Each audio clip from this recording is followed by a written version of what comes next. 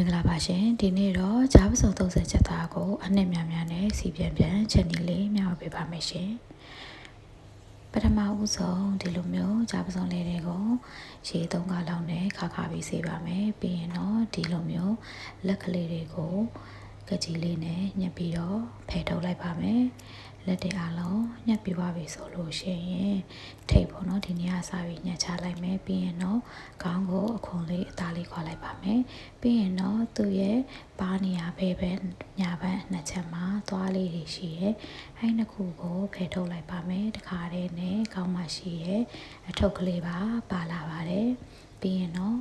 ကိုမရှိရဲ့အခွန်လေးကိုခွာချလိုက်ပြီဆိုလို့ရှိရင်တော့ပစုံလေးကိုကင်လုပ်ပြီးသွားပါပြီ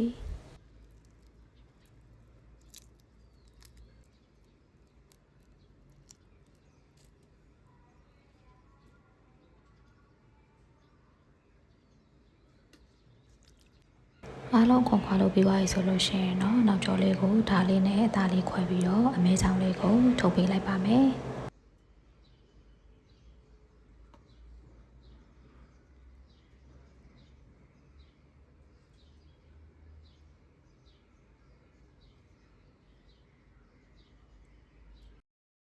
ပြီးရင်တော့စားအချိုမုံနဲ့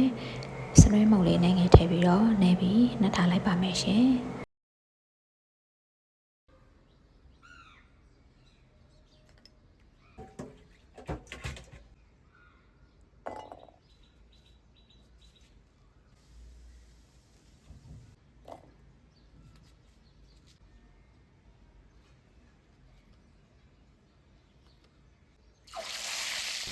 စီဆူလာပြီဆိုလို့ရှိရင်တော့ပစုံလေးတွေကြော်တဲ့အခါမှာမွေးနေအောင်လို့အရင်ဆုံးပစုံကြီးပဲကို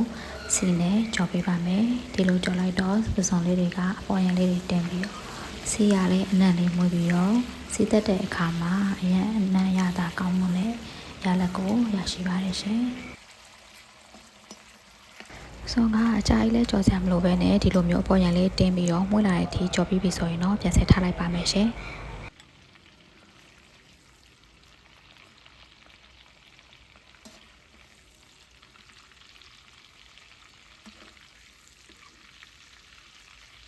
ဇုံနေအားလုံးကြော်ပြီဆိုလို့ရှိရင်တော့ခုနကတော့ထောင်းထားတဲ့စက်သွန်အဖြူအနေနဲ့အယောင်တင်မုံထောင်းထားတဲ့အနှစ်ကလေးကိုထည့်ပြီးတော့စီသက်ပေးပါမယ်စီသက်နေတဲ့အချိန်မှာပဲအနှစ်ကလေးအရသာတစ်ခါတည်းရှိနေအောင်လို့စားရဲ့အချုံမုံရဲ့ကိုထည့်ပြီးတော့စီသက်ပေးပါမယ်ပြီးရင်တော့ခုနကတော့ကြော်ထားတဲ့ပစုံလေးတွေအားလုံးကိုထည့်ပြီးတော့ပြန်ကြော်ပေးပါမယ်ရှင်ပစုံလေးထည့်ပြီးပြီဆိုရင်တော့အနှစ်ကျအောင်လို့ရေနှဲငယ်ထည့်ပြီးတော့ချက်ပေးပါမယ်ဒီလိုမျိုးရေတွေကအနှစ်ကျပြီးတော့ခြောက်သွားပြီးစီလဲပြန်လာပြီဆိုရင်တော့ပစုံကချက်ပါပြီ